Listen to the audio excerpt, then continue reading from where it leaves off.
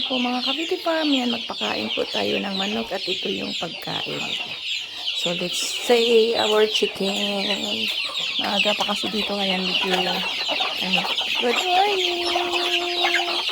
Good morning. Ayan. Kaya medyo madilim siya kasi maaga pa dito. 5 o'clock. So ganun po yung mga chicken natin. At yan. Yan.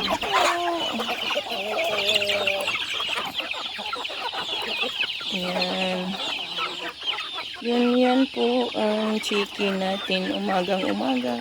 Yan. Takbuhan na po sila. Yan. So, yan. Ganun sila. Pinapakain po tayo na, pinakapakain ko po ng ano. Yan, at maano sila pag yung ipakain mo yung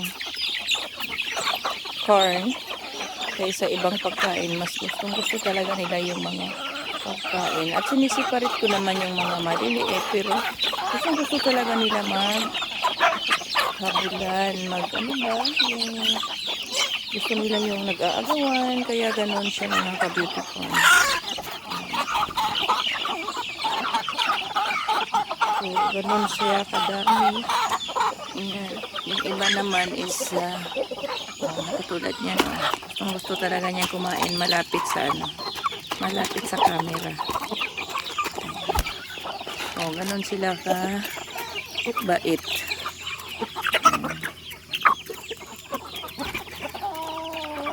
Saka halo-halo na yan. Ano yan yung may breeding na yan. Hindi talaga sila all native chicken. Saka yung maliliit, Integra 1, Integra 2 yung pagkain. At marami pa ako doon na bagong baba. Ganun sila ka high fur.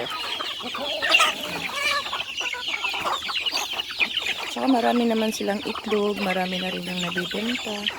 Ayan, diba? At least ma-happy ka sa umaga, tuwing umaga, yun ang ginagawa mo. Magising mo sa umaga, sasalubong sa'yo. Pag hindi ka magising ng maaga, kakatukin ka nila. Hindi yan sila alis pag hindi makakain. Ganun sila ka healthy. Ano ba yung ingay-ingay ng isa dyan? Kung gusto niya magpa-special siya. Ayun. At saka ito namang apat dito is decalb to. Yan, nangingitlog lang yan sila. Yan. Hindi yan namimisa. So, ganun sila ka healthy.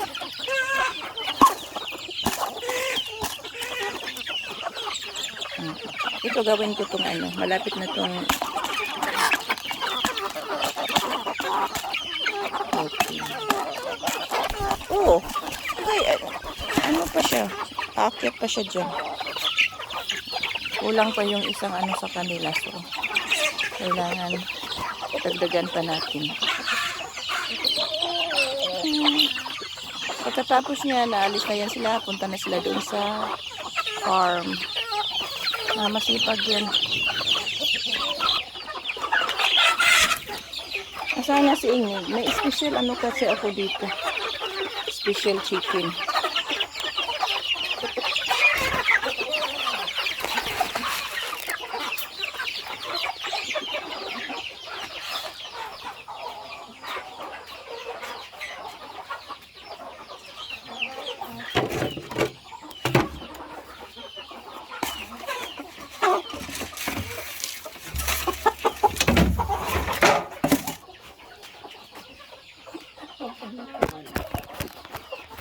Magkawala.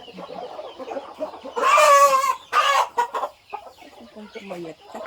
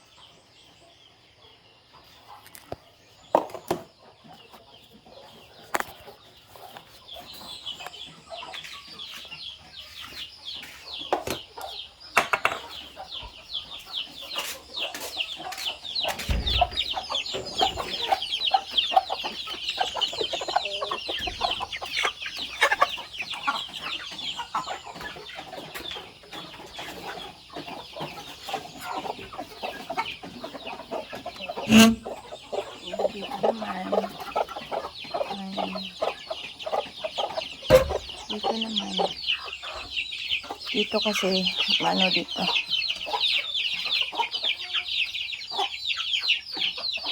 Yan. Dito yung galing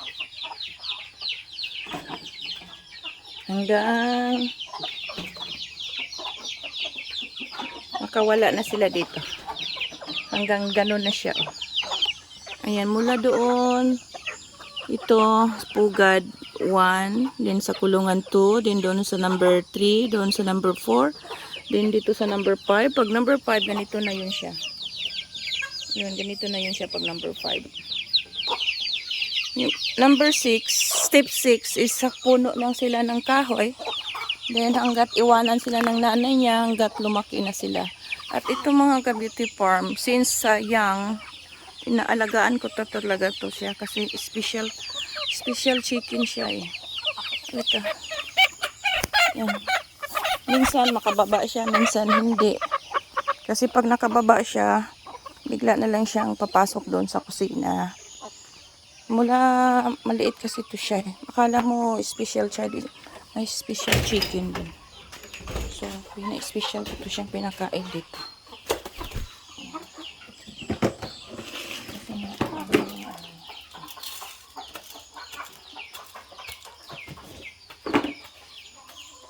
Yan ang mahirap ang katitipan ko. Pag-laki, pag-itlog niya, oh, ang tapon niya. Yan.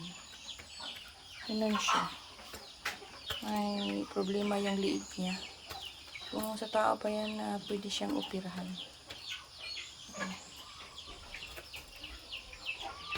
Yan. Kaya sinusundo ko siya lagi. Special yung pagkain. So maraming salamat po mga ka-beauty farm. See you my next video. Ayan, kawawa nga siya. Ang liig niya, ang problema niya, hindi mabilang.